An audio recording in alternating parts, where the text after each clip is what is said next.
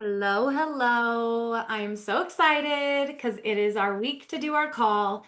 And I just love being able to get on and talk to you ladies. So we will take time at the end to answer some questions if you have them. And then we also got a couple questions in the app yesterday, just in response to my check-in with everyone to like see how everyone's doing. And so we'll go through those today on the call too, because I think talking through things can be really helpful sometimes over just like group interaction. If we can take the time, since we have our call this week, we might as well. So we are going to get started. I wanted to combine and talk about we're going to talk about gut health, digestion, but we're also going to hit on insulin sensitivity. Everything that we're doing in this group is going really to help optimize our insulin sensitivity, but I wanted to talk about that as well because in perimenopause, especially, that's going to be something that's going to be a little bit more impacted as hormone status changes. So I'm excited to discuss that on the call today. And can you guys, oh, you guys can't see my slides yet. I don't think I'm screen sharing yet. Let me do that. So we've been on a lot of calls today, so I thought I was still screen sharing. Let's see. Let me, here we go.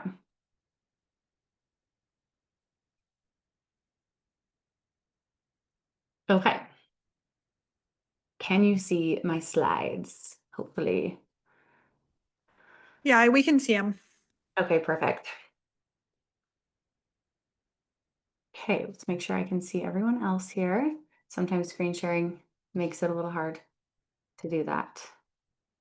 All right, so starting with the gut. When digestion feels, I'll be letting people in too as I go. So when digestion feels off, bloating, irregularity, intense cravings, it's usually feedback about how the body is being fueled.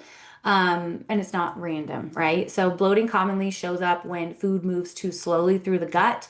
This can also happen with stress, low food volume, dehydration, also eating foods that like don't agree with your body, right? Or eating too quickly. And then constipation is one of the most common signs of low total fiber and water intake, especially when calories drop. And then also increasing plant variety. I'm sure as you guys have focused on fiber, focused on adding more volume to your meals, you may have noticed a change in digestion. Um, and that can impact our like sorry, adding one more person, that can help us too in terms of moving things through the gut. Fiber, eating a lot more fiber can also make your gut like feel worse if you're not hydrating well or if you're increasing way too quickly. So all of these things can impact our digestion and our gut. But increasing plant variety and fluids typically resolves any constipation before like any elimination diet would be needed, right? I think a lot of times people think, oh no, I'm having digestive issues. I need to go on an elimination diet. When really, some other things would be helpful to try first. And then cravings, a lot of times cravings are often tied to energy and nutrient availability when you're not eating enough total calories, protein, or food volume. Hunger hormones like ghrelin stay elevated, and fullness hormones like leptin stay lower. The result is more frequent cravings due to your body asking for fuel. So, missing meals or cutting calories way too quickly, or not getting enough protein or fiber or volume in your diet can all impact that. So to help optimize on the gut side, gradually increasing fiber intake, which is something that we're prioritizing with this cohort, adding like 25 to 30 grams of fiber daily from a variety of sources. Fiber is kind of the Goldilocks forgotten macro, like that 25 to 30 grams is sort of optimal, like daily recommended amount, but some people can eat much higher than that. Some people need to gradually increase to that. Some people need to, and also it's one that varied sources is going to be really helpful. Getting a variety of soluble and insoluble fiber because insoluble fiber is going to allow your stools to move through more quickly, like move things through the gut because insoluble fiber stays intact. Think like flax seeds. They're going to look the same as they go through you. They're going to stay intact. But like soluble fiber is going to help bulk up your stool. So those would be things like chia seeds, right? Um, so getting a variety is going to help your gut microbiome and also help you feel more satiated and satisfied throughout the day, which is really important in terms of fat loss, especially. So some other things that are going to be really helpful is building your meals with enough volume, thinking lean proteins, high water vegetables, whole grain carbs, getting that 30 to 40 grams of protein per meal, slowing down your eating pace and eating without distractions. So ideally, I mean, the most optimal would be to like take all of your meals outside in the sunshine and have no distractions. Realistic would be like at least ditch your screens when you're eating and sit down and eat slowly. Like pay attention to your food and chewing it.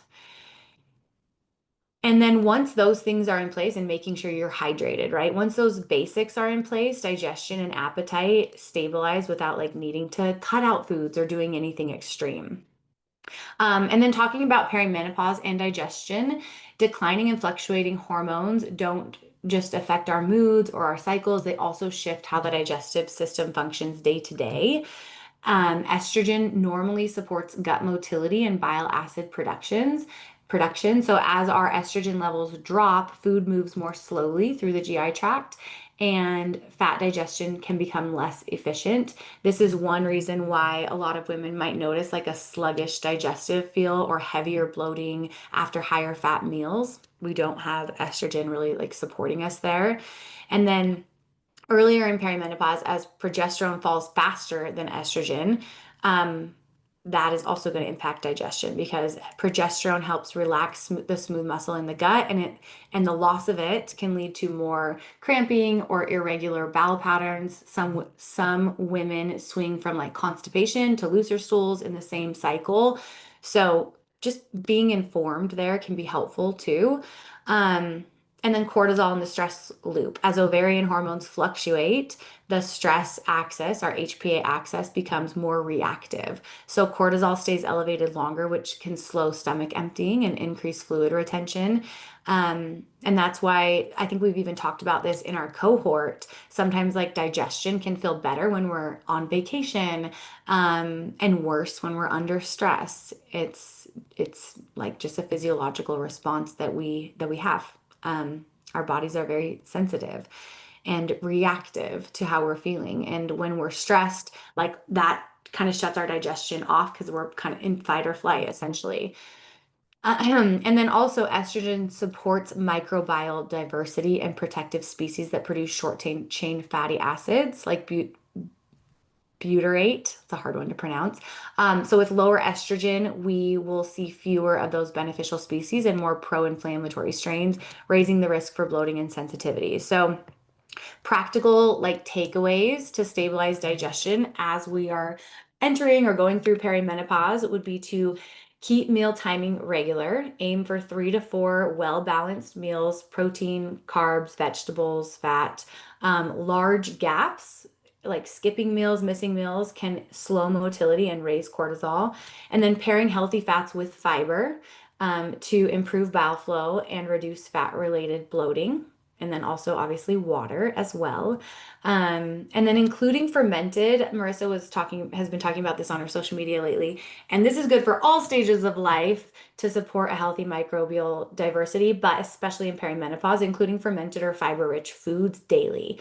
So that's going to help support our microbial diversity in our gut, which is really important to our health and our digestion. So things like kefir, yogurt, sauerkraut. Sauerkraut's probably my favorite option. I'm not a big yogurt eater, but berries, oats, beans, those are going to be high fiber foods. The first three are going to be more fermented, obviously. So including a variety of both in your diet.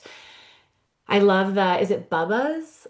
I get the names mixed up. I think it's Bubba's. Someone posted in the chat. Um, Absolutely. I've noticed a huge difference overall in gut health, just adding in more and probiotics through food. Yeah, so this doesn't mean like we need a supplement, just through your food. If you need ideas, let us know. Happy to share some favorites for fermented foods. And then staying hydrated and maintaining electrolyte balance, adequate sodium and magnesium are going to help our gut rhythm as well. Walking after meals, some gentle movement stimulates the enteric nervous system and supports regularity. So even if you can get like a 5 to 10 minute walk after you eat, that's going to be really helpful too. And then using intentional stress reduction. So how can you relieve stress so that you aren't in fight or flight? Like maybe it's some breath work, maybe it's some box breathing when you feel like anxiety is feeling really high, like seven up, four across, eight down, four across, like doing some box breathing, even 5 breaths can help calm your body down. Maybe doing that before you start eating so that you're in a better state and supporting your nervous system. And then talking a little bit more just about inflammation. So when we talk about inflammation, and we're not talking about just like something that's acute, right? Like a sprained ankle or some soreness or like an infection, a sickness. We're talking about like low grade inflammation. I just wanted to talk a little bit about this as well because it's going to impact just overall how we feel in our metabolism. So I think this ties in into the next slide, just getting into insulin sensitivity as well. So when we have a lot of low grade inflammation going on, that can act as like static interference in our metabolism that we aren't able to see. So kind of blunting how our body recovers, how well we respond to fat loss, and also like our own energy being regulated as well. So, um, talking about metabolic signaling disruption. So, inside your body, your immune system, your immune messenger molecules called cytokines communicate between cells. So, in small, short bursts, they're really helpful, but when they're consistently elevated from stress, poor sleep, or under recovery, they start kind of jamming our body's insulin signal. So, thinking of insulin as a key that opens the cell door to let nutrients in, chronic cytokine noise can kind of gum up the lock so that the cell doesn't hear insulin clearly. So, the result would be that glucose stays in our bloodstream longer and the body stores more in fat tissue, especially around the abdomen, which we have seen and talked about, like in perimenopause, especially as hormones are changing. That's part of why body fat redistribution happens. So, leptin, our satiety hormone, can get kind of distorted in the same way. The brain stops getting clear signals that you're fueled, so that hunger cues become inconsistent even when you're eating enough. So, when we have inflammation happening, it can definitely impact our insulin sensitivity. And then with our thyroid and metabolism, that's a big part of how our body responds to fat loss. So how well our metabolism is functioning. So inflammation can also interfere with how our thyroid converts the storage our from our storage hormone of T4 into the active hormone of T3 that drives our metabolism. So less T3 means slower energy turnover, colder hands and feet. That's like a good indicator. Like if you notice you have cold hands and feet often and fatigue, that your thyroid is probably impacted, right? And if stress is really high, that's going to impact that T4 to T3 conversion. So especially if you're dieting really hard and overtraining. So those are things to look at in a fat loss phase. Like how is overall stress load? Because a calorie deficit is going to be adding stress. Does training maybe need to be adjusted? Does sleep need to be looked at? Does recovery need to be optimized better? So these are all things that are important to pay attention to. And the deeper and longer we get into a fat loss phase, these can be impacted. So these are things to like maybe you're noticing these biofeedback kind of things happening and changing. These negative adaptations, and that's a good opportunity to get a little bit more curious and pay attention. Maybe that's a sign for you to move to maintenance, that the stress of a calorie deficit is too much, or maybe it's an opportunity to look at other areas of your life where stress is high, that could be also adding to high inflammation. And then talking about kind of training and recovery. So when inflammation is elevated, the normal repair process from lifting or cardio takes longer. You might notice soreness that lingers or less progress despite effort. So oxidative stress from chronic inflammation can blunt muscle protein synthesis, meaning you get less adaptation from the same workout and volume. So that's why, it's really important to pay attention to inflammation because it really does impact sort of how our body responds to everything. Um, so some common drivers of inflammation and things to pay attention to, especially as we're in a calorie deficit, because the opportunity for like nutrient status being optimal goes down with the less food that we're taking in. So these are things to pay attention to. Low fruit and vegetable variety, poor or short sleep, excess training load relative to fuel intake, and then like frequent alcohol would be a big one, and then just psychological stress as well. So some practical ways to help lower that stress load on your body would be to anchor your meals around protein and produce and omega-3 fats, salmon, walnut, flax, chia, sardines. Use color diversity as your anti-inflammatory guide. Think eat the rainbow daily. Obviously, prioritizing sleep. 7 to 9 hours of sleep, even one short night can raise inflammatory markers by 20 to 30%. And then replace, maybe if you're feeling like your inflammation is high right now, replace one of your high intensity, if you are doing high intensity training, with maybe an active recovery day if energy or sleep are low. And then obviously managing stress, like being deliberate about that, taking walks, getting in some breathing, or just simply like stepping outside can help lower cortisol and inflammatory signaling.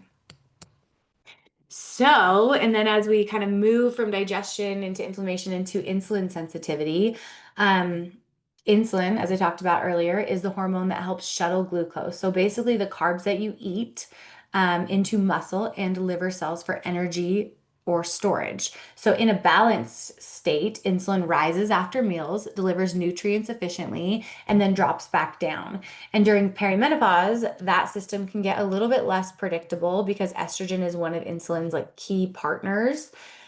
Estrogen increases how sensitive our cells are to insulin. And estrogen also improves our glucose uptake, especially in muscle. So when estrogen fluctuates or declines, like it does in perimenopause, those receptors don't respond as effectively. It's kind of like turning down the volume on insulin's signal. The message still gets through, but it's a little bit weaker. So the result of that is our blood sugar can stay elevated a little bit longer after eating, and the body compensates by secreting more insulin. And over time, that higher insulin environment favors fat storage, particularly around the abdomen. So wanting to counterbalance that or just like really optimize as much as we can in perimenopause is going to be really helpful. And why cravings and energy swings can appear would be as insulin sensitivity declines, blood sugar peaks higher and faster, and that kind of roller coaster can lead to like mid-afternoon energy drops, stronger cravings, especially for quick carbs, and it can be really frustrating, but it's our body trying to bring glucose back up. So recognizing that pattern can help you plan your meals so that you prevent those like bigger swings in blood sugar. Um, Muscle would be the main buffer. Skeletal muscle is where about 80% of glucose disposal happens. So even in a calorie deficit, it's so important to prioritize building or maintaining lean tissue on our bodies because, and this is why um, cutting calories like way too aggressively is going to negatively impact us because if we're doing that, we're not just losing body fat, likely we're also losing muscle tissue. So being in an informed conservative calorie deficit so that the weight we're losing is coming from fat tissue primarily is going to be really important here because the more lean mass and the more often we train it, the more efficiently our body clears glucose. So that's why strength training is one of the most effective like hormone therapies that's essentially free, right? So, other factors that are going to reduce insulin sensitivity, sleep loss. Even one night can reduce insulin sensitivity by 25 to 30%. Elevated cortisol signals the liver to release more glucose, so like stressful situations. Chronic calorie restriction can paradoxically reduce insulin sensitivity if it's prolonged. That's where we're talking about like get in and get out, like be smart with your calorie deficits, don't stay in one forever.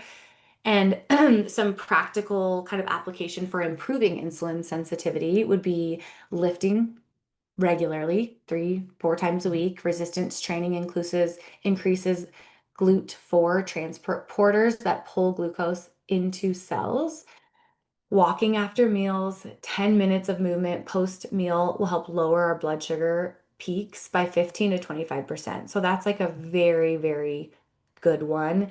Um, Obviously, lifting is going to help, and that's more like a long-term strategy. Walking after meals is something you can just do and experience the benefits of that right away. Prioritizing protein, 30 to 40 grams per meal to slow our digestion and stabilize glucose curves. So, like when we are eating, pairing with a protein and don't eliminate carbs. Choose fiber-rich sources, oats, fruit, potatoes, beans, berries. Those are going to digest steadily and keep our glucose curves more smooth instead of like sharp up downs. Sleeping, I know we talked about that a little bit, but like really prioritizing managing stress, managing recovery, managing sleep. Um, on the stress side of things, like what can you do to support your body so that you aren't you're minimizing stress as much as you can.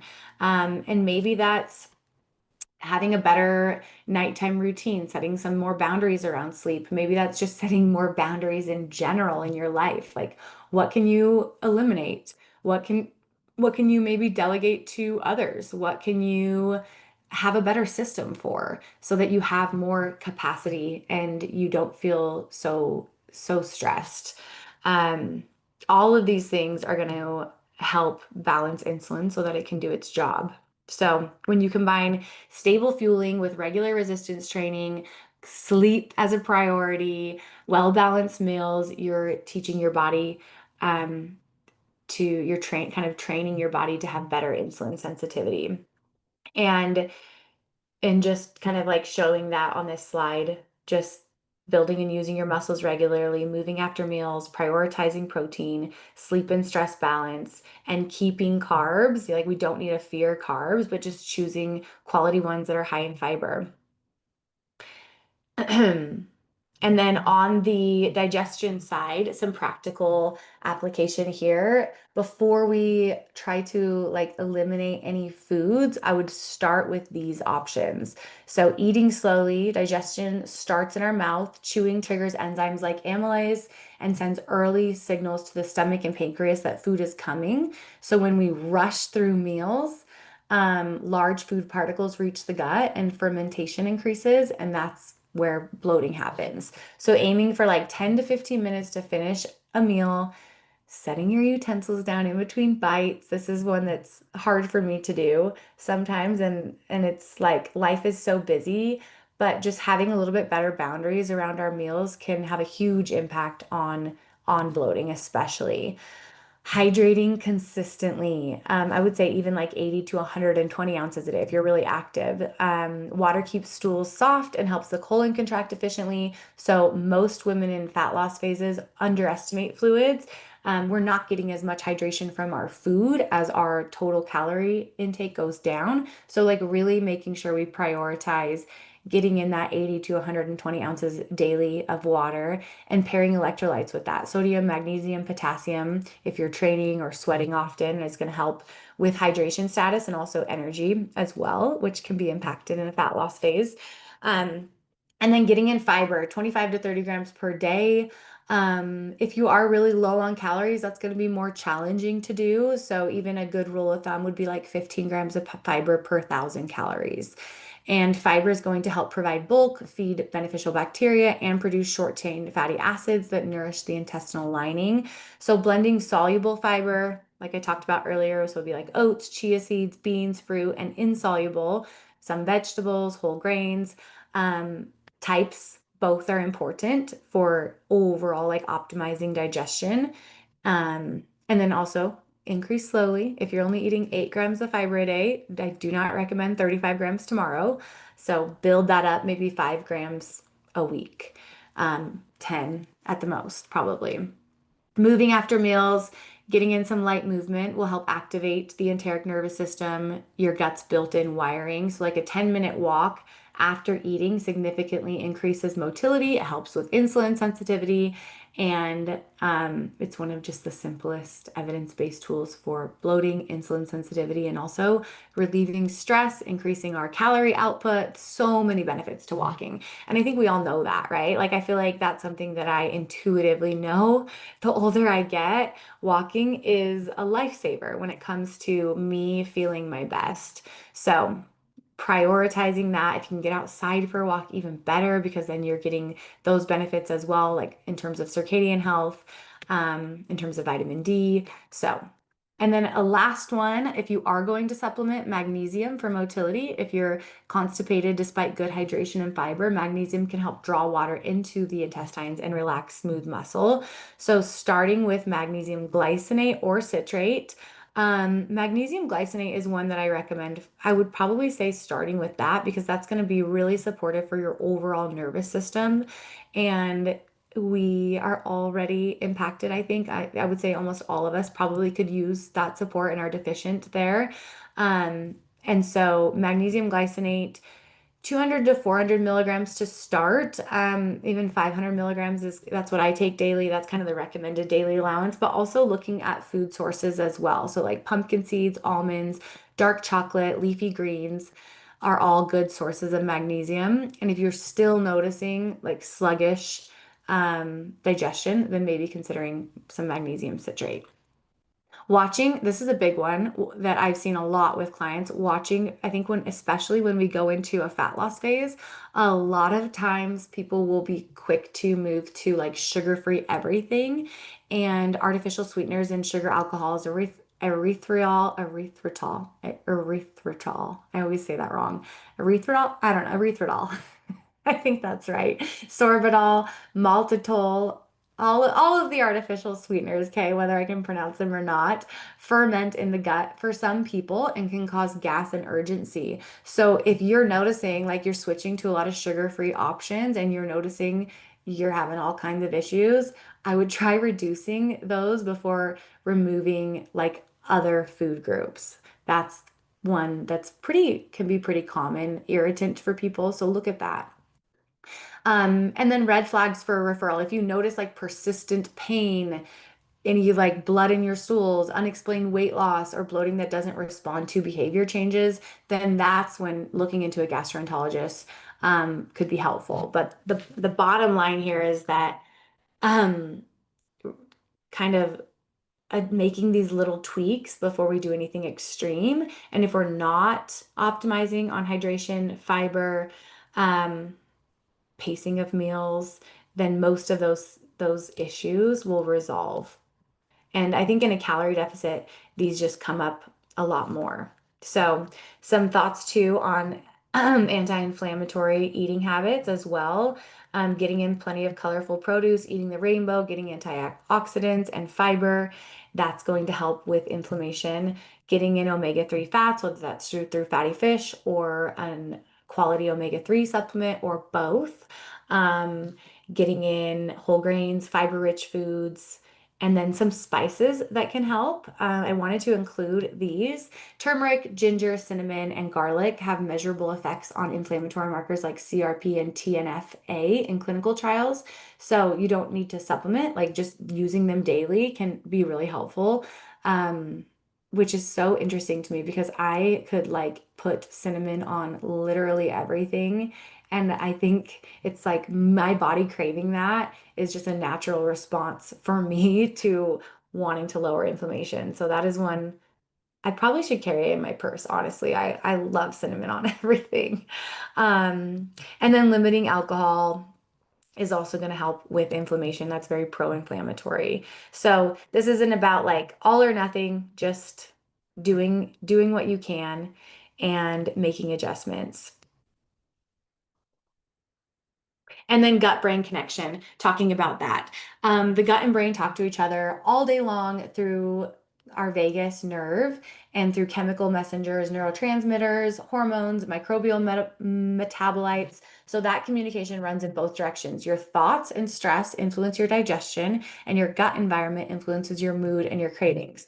So, serotonin and mood regulation, talking about that, 90% of serotonin, the neurotransmitter that stabilizes our mood, our sleep, and our appetite, is produced by specialized cells in the gut wall. So, our gut bacteria helps to regulate that production. And when the microbiome is balanced, it supports steady serotonin output. And when it's disrupted, serotonin signaling becomes kind of erratic, often showing up as irritability, low motivation, or appetite changes. So these are already things that can be common when we're in a calorie deficit. So important to counterbalance that and make sure we're really giving our gut what it needs. And then under stress, obviously, the sympathetic nervous system, our fight or flight, pulls blood flow away from digestion. Stomach acid and motility drop, which is why a lot of women will feel really like bloated or lose their appetite during stressful periods. So chronic stress also increases cortisol, which raises blood sugar and weakens that gut barrier, letting in inflammation.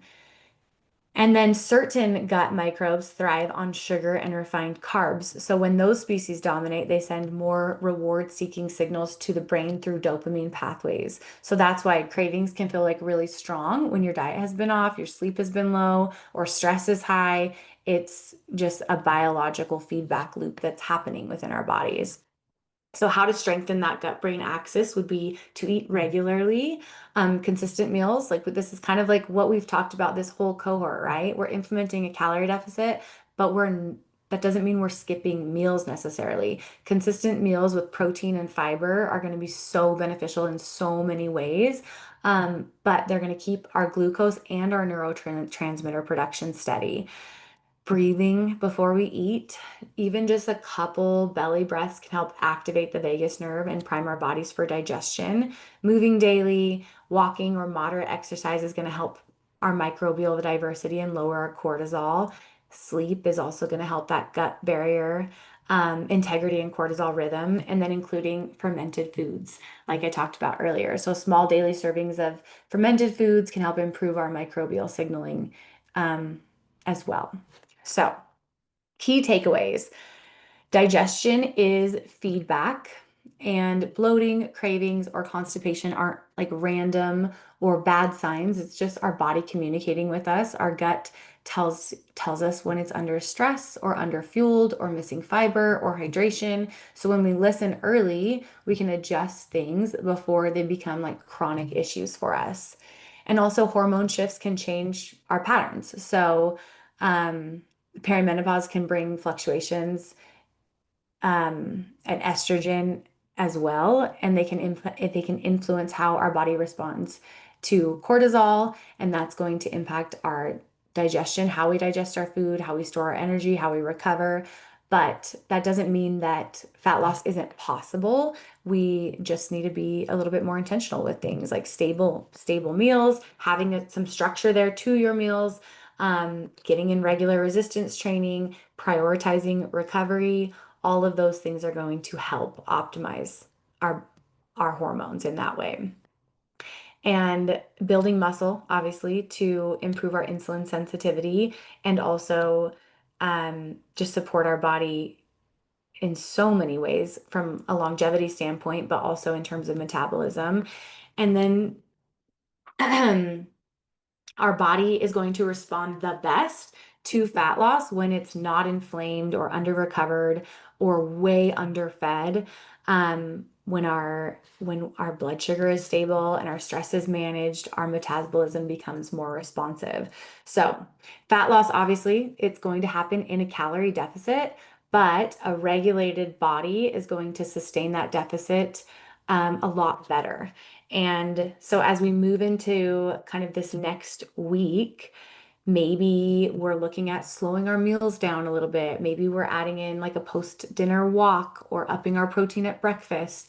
These are all just opportunities to really improve our insulin sensitivity, our digestion, which are all going to help support us in fat loss. Any questions um, on anything this week? One habit that we are including is getting outside for 30 minutes a day. This could be like broken up into 3 or 4 different sessions if needed. This could be 15 minutes morning, 15 minutes in the evening. I love doing like 10, 10, and 10, 10 in the morning, 10 midday, 10 in the evening. That helps me feel my best and also helps with hormone, sorry, not hormone, with circadian rhythm. So it's going to help our body know like it's morning. Okay, I can produce cortisol, and it's evening. I'm going to start producing melatonin. And it's such a good stress reliever. So just in talking about this too, getting outside is so good for everything I just talked about as well. So hopefully we can move, you can even take maybe some of your, like your warm up for your workout outside or just getting in a short walk. There's so many ways to kind of weave that into your day. It doesn't have to be a 30 minutes all at once. So I love that you are liking that habit, Julie. I notice I feel so much better if I can get outside, like maybe taking a work call outside. If you don't need to be in front of your computer screen, can you get outside? So hopefully that's helpful. And also, I want to say with all of these habits, um, it, it I hope you know like there's a lot of habits on your dashboard right now. You don't have to do them all, but those are all going to be really beneficial. So if you're feeling overwhelmed by them, like choose 2 to 3 to focus on and ignore the rest. Think of it more as like a buffet of options that you can choose. It doesn't have to like feel like you're a failure if you don't check everything off every day. So I hope you know that. And I'm out of nowhere waking up at 3 or 4 a.m. the last couple of nights. I wonder if it's a time change issue or perimenopause issue. I take magnesium before bed and cut out coffee. That's great that you're doing that. It could be a calorie deficit issue too. That could be kind of like a little bit of a negative adaptation from being in a calorie deficit for a long time. Something that can impact sleep. So something that I would consider is maybe shifting your meals. Like if your last meal is pretty early in the day, maybe shifting and having like a kind of a well-rounded bedtime snack. Because also if you're in a calorie deficit, sometimes you can have like a blood sugar drop in the middle of the night, and that can cause cortisol to spike too. So you wake up and you might feel like racing thoughts, things going on. So just having a well-balanced meal could help from you being in a hypoglycemic state when you're sleeping. So that's something to consider is just like Greek yogurt with berries and granola. Something, maybe toast with peanut butter, something that's got a little bit of protein, carbs, and fats you can have before bed. I would try that and pay attention if it continues. Just how your overall stress is right now, too. Like, is there anything that are you feeling really high stress? Anything to add to that, Marita? Um, what time do you normally get up? Because I mean, if she's normally up at 5, because like you covered all the bases. It could Uh, be a time it could, change as well. yeah, but like it could be stress. I like the high fat snack before bed. If you're going 12, 13 hours without food, like you're gonna wake up hungry or wake yourself up in the middle of the night. She's getting Uh, up, get up around 5:45 and sleep 7 hours. So it's yeah, it might be your body just kind of adjusting to the time change too. That It could be all the things kind of Mhm. compounding, and it just that I mean the time change really does do some wacky things sometimes. Um, I would try the pre-bedtime snack and then, see how that helps, and maybe it's time for a little bit of a diet break. Mhm. Yeah. And I love the habits. It's just hard for my ADHD. I get this. When something that's only a 2 time a week habit shows up every day, just release, just know you don't have to check it off. Or you can honestly, if it's 2 times a week and you know you're going to do it twice a week, you can just check it off every day if you want to. Extra dopamine. But yes. And oh, let me actually exit There screen. was a Did you question see the in the chat cortisol? that I was just looking through too. A question came in that said she's running, she's going to train for a marathon, Oh, and she wants to know when to come out of fat loss as her miles or as her training increases. Yeah, that's a really good one. Um, so there's not like a black and white answer on this one. It's really going to come down to your biofeedback. If you're noticing you're having a really hard time adhering to your calorie deficit as your volume increases, that is like an opportunity to adjust. Or I would first probably focus on getting more volume into your meals, and then second, just know like we probably need to bring your intake up a little bit. You could start with that, like a small increase. As your volume and intensity increases, we're going to be burning more calories, right? So bringing your intake up maybe 150 calories and seeing, are you still able to continue with fat loss, but you're supporting the higher volume and intensity now? Or are your workouts suffering? You're not able to give what you need to your training. There gets to be a point where fat loss and training like an athlete are going to be counteracting each other. Like you can't, they're contradictions to one another, right? You can do both to a certain extent, but at some point one needs to take priority. If you push a fat loss, if you push calorie deficit, your workouts are going to suffer. If you are pushing performance, you're going to have a really hard time to adhering to a calorie deficit. So you can kind of do both until you can't. And so I think knowing when that is for you, it's going to be individual person to person. But I would say for most people, if you're like 2 months out from your race, it's probably time to move up to maintenance so that you have time to be in maintenance and push that training volume that you need to do and that intensity to do your race, but be well fueled. So I personally, if I'm training for a race and my volume starts to increase, it's really hard for me to adhere to a calorie deficit. So I want to bring intake up to maintenance like as soon as I can. So that's where doing like a weekly check-in with yourself and kind of assessing biofeedback and paying attention to that for you personally is going to be really helpful. How's your recovery? How's your training? How do you feel during the day? How easy is it for you to adhere to your calorie deficit? All of those things are going to be good indicators of like it's time to move to maintenance, or you can make some little tweaks. There was one question in our chat, not that we are promoting supplementation, but I do add a fiber scoop to my morning protein, and I've also added a cortisol manager. Thoughts? Does anyone want to answer that? Marissa or Sure. Um, Oh, either one, or you can go after Marita. yeah, probably go all ahead. have some thoughts. We have thoughts, yeah. I talk a lot about this with clients because I notice that when you aren't tracking fiber, it's not something that you've prioritized in the past. It's really hard to get it in at first. And so naturally, people want to supplement like they do with protein, like automatically, okay, getting in a protein powder is way easy. That's 30 grams off the bat, but it's just not going to give you the same benefits. So I don't want to categorize anything as good or bad, but a supplement of fiber isn't going to keep you as full as satiated.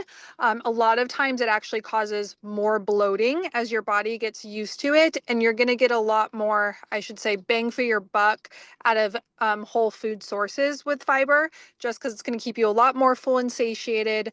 It's going to help with digestion a lot more. And obviously natural foods, again, are always going to trump any kind of supplementation. So that's where I would go with that. But anything you want to add on, Marita? No, I like all of that. That's really good. And then, but it's also, I mean, some of the fiber supplements can, your body becomes dependent on them, and then you're not teaching it to actually operate properly. And it's always like the intention behind it, like the same. And that was my thought with the cortisol manager. Like, what is the intention behind it? And are we able to do it in a more natural way? Yeah, and I will say with fiber too, What's in it? if you're going to supplement, I would probably not do more than like 2 to 5 grams, because usually if you are supplementing, it's coming from one or two sources. And like I said earlier, with fiber, the benefit of getting that 25 to 30 grams is you're getting it from a variety of sources. So that's where usually, like if you're noticing some bloating or any issues there, then that would be a good opportunity to maybe eliminate that and like compare and see how you feel. But yeah, if it's like 10 grams of fiber or more, it can cause some issues for people sometimes, just because it's all from one source or like a couple of the same type of sources. But Is there a good tool? And then the cortisol manager, one thing I was gonna say on that is like I don't even know, like that could be anything, right? I don't typically like uh You proprietary don't really know what's in a lot of things. Yeah. because they can say it's something that it's not, and like you don't really know exactly how much is there just can be a lot of if it's not third party tested, that can be an issue. And also there might be some things that are beneficial and some things that aren't. Like maybe there's adaptogens in it which can be helpful, or they can be not helpful if you take them for a long period of time. So I think like I would say it could be helpful, or it could not be helpful. It's hard to know, but all of these habits that we talked about are research based. And so starting with those and then seeing how you feel. Like maybe you feel great on it. Use it, use your biofeedback as kind of your way of knowing too. Or maybe it's not necessary and you can save some money. What are we doing to mitigate the stress that's causing the cortisol? Yeah, and cortisol is not bad, right? No, We want was to my other thought. It's not inherently a negative thing. Yes. Is there a good tool to look at to know what our real target weight is? If we're wanting to be strong but with less fat, the conventional chart at the doctor's office are kind of a joke. Unfortunately, no. What 160 pounds looks like on me is going to look very different than 160 pounds on someone else, right? So, like, choosing a target weight is kind of impossible, honestly. I weigh 160 pounds right now and I probably have 17% body fat. And I've weighed 140 pounds and I've probably had 100 or I've had 22% body fat, right? So it's like our weight can look so many different ways. Mhm. Instead, a DEXA scan would be fantastic. If you have access to a DEXA scan, that's going to give you so much information. Are you under muscled? Is body fat too high? Like that will help determine a lot more about your physical status and health. Um, or is it an aesthetic goal? Like what from a health standpoint, um, you could use a DEXA scan. That would be way more insight than your BMI. Um, yeah, anything to add on that? Target weight? Oh no. And it's like you could build a whole bunch of muscle and sit at a comfortably like little bit heavier body fat and everyone carry like I'm probably 21, 22% body fat, but I'm very happy with the way I look and Yeah. yeah, like I'm really happy with the way I look and it's super easy to maintain. So it's and my weight, for 5'2" at 128 pounds is a lot heavier than I ever thought it should be. So I think it really is like you could just build enough muscle to almost get yourself to have the look at any kind of weight. And it's very deceiving. You're probably going to weigh a whole heck of a lot more than you realize. Yes. The body you want probably weighs more than you think it does. So much more. The Probably needs a lot more doctor, food. what the doctor says is not the thing is it's not equated for someone with muscle, like, an athlete, which is essentially like if you are well muscled, you're going to show up more like an athlete would on a BMI test, and it's not going to be accurate.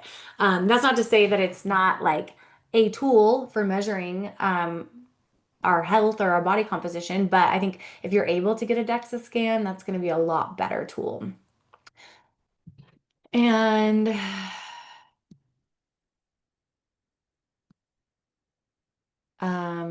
yeah, good. Hopefully that is helpful, Jen. Always ask us if you have questions. I think the 4 grams is probably not going to be an issue at all, but also like if you can get the 25 grams without it, then maybe save some money too, right? So, um, yeah. You like Marissa said, you're going to be a lot more satiated by getting that fiber from whole foods. So, thank you so much for joining, ladies. Did we have any other questions? I know there were a couple comments I hadn't got to yet this morning from last night in the group. Were there any other questions? Oh, yeah, go ahead. So I would love some help in just figuring out what are the highest leverage things that I could be doing. I haven't lost any weight so far. I do not have good sleep right now. And I have a 2-year-old who is still breastfeeding. So that is definitely an area where I'm not doing very well in meeting any of the goals, but I feel like I'm doing pretty good on the rest of the items. So just would love some help like figuring out, okay, what can I do differently to help catalyze some movement for me? I love this. I love that you asked. I think with the benefit of the momentum group is we have a little bit smaller group, right? So we can like troubleshoot some of these things individually for you guys. So I'm just pulling up your profile here. Hopefully that's okay. I won't share it with Yeah, everyone. yeah, yeah. I'm just gonna That's pull fine. it on my own sake.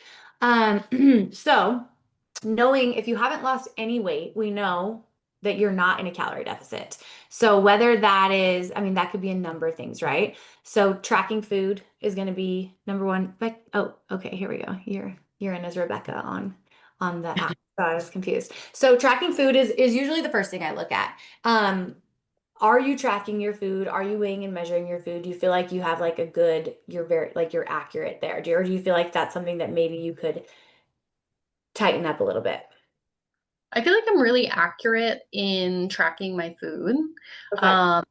The only time during the 7 weeks that I wasn't tracking was when I travel a lot for work. So there was like 10 days where I was traveling for work where I really wasn't tracking. Okay. And I did just change my macros like a week ago, so they Oh, went down like 150 calories, I think. okay. Yes. Yeah. So if I'm like looking at kind of the beginning when we started, you were sort of, I would say, averaging like right about 1,700 calories, and it looks like now we're down to like 1,550 for you. Does that sound Mhm. accurate? Just I'm just looking at your food graphs. And then we had like Yeah. about a week that you said that you weren't tracking. And so this is so helpful to have data, right? Because then we're able to like really make an assessment.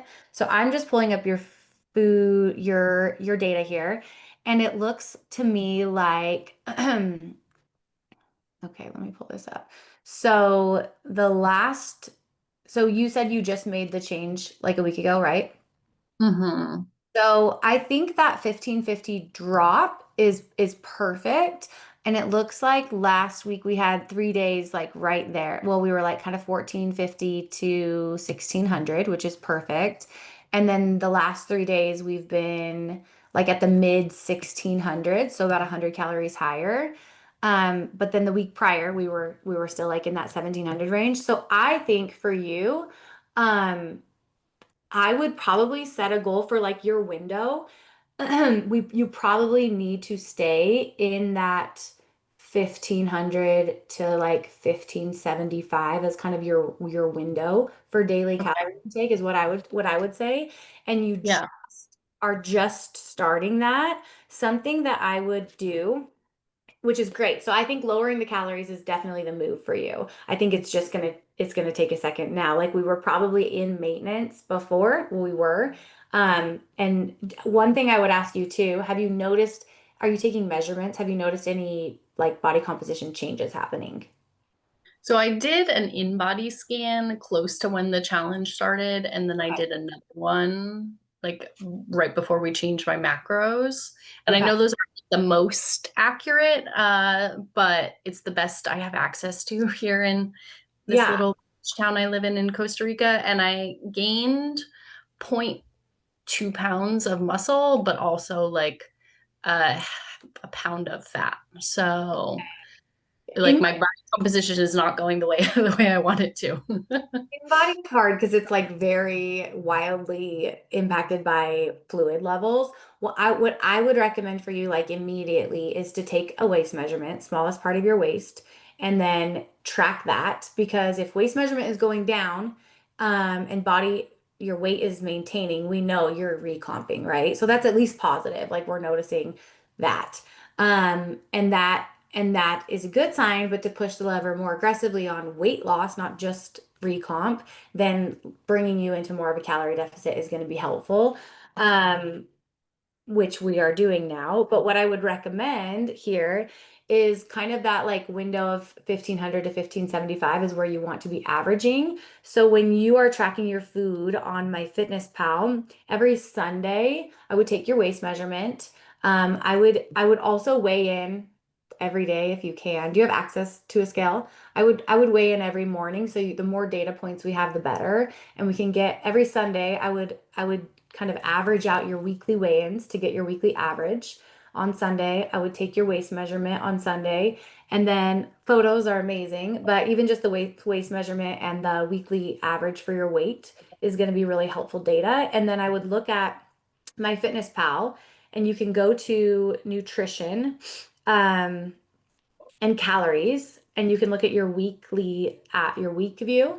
So it will show you your average for the week and your protein average for the week. So I'll look at those two things and see like, okay, is my weekly average 1650 or 1700, or is it 1550? Because if you're Yeah. hitting within that 1500 to 1575 daily, it should be like right at that 1550. And then you can assess. So if this week, let's say this is like today, you could do those things if you want to. And then on Sunday you could look again. We're like a little close because it'd be probably Wednesday. So you're gonna want to do the measurements and wait first thing in the morning. So start that tomorrow. Sunday you can kind of check in on yourself, but I wouldn't make any adjustments yet. But then next Sunday, I would look at where you're at in relation to tomorrow's measurements and where your averages are. And if weight hasn't come down on average a half pound to a pound, then we need to make some adjustments to bring you into more of a calorie deficit. So we can either do that through lowering food more, which I probably wouldn't recommend because I mean, it just depends. Like at the 1550, do you feel like you are satisfied? Do you feel like you're getting enough food volume in your day? Do you feel um okay with intake, or do you feel like, oh, this is really challenging. I got to be like really plan my day to hit that 1550 and adhere to that. So Hey. use Oh, that. sorry. No, no, you're good. And then decide like, can I lower my calorie intake maybe another 50 to 100, or do I want to increase my calorie output? Can I add more movement into my week? Maybe that's the two 20-minute zone 2 sessions. Like if you're already doing those, maybe that's bumping those up to 2 30-minute zone 2 sessions, or adding a third 20-minute one. So just like bringing cardio up a little bit, or steps up a little bit, maybe adding 2000 steps a day. That's going to be a low stress option. So if you feel like, oh, adding in more zone 2 is going to be really hard, maybe we just increase steps, 2000 steps a day. So looking at output and input and deciding like what makes more sense. But I would think if you were maintaining at that like 1750 range and we brought it down to 1550, that should be enough to put you into a calorie deficit. But I would take those weekly check-ins with data to know. Because then we can adjust based on the data, and it's like very helpful to see that. Perfect. That's really helpful. Thank you. Yeah, of course. And then just check in with us on it too. Like I would love to hear how it's going. Like do that tomorrow morning after you go to the bathroom, naked, weigh yourself every day, and then do your measurements. And then and then on Sundays, look at your calories and your intake, see if you can dial that in a little bit more.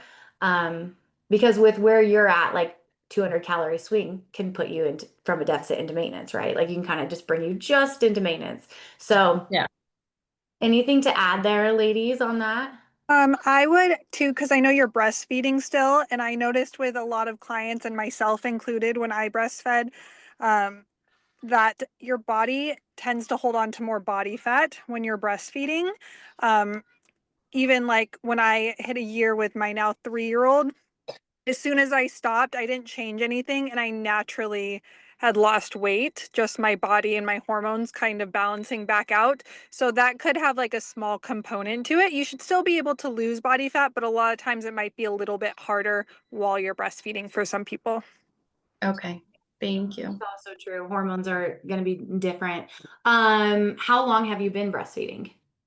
So my daughter's 2.5, Okay. but she's just a milk monster. Like she just nurses all night long. Like she is a big fan.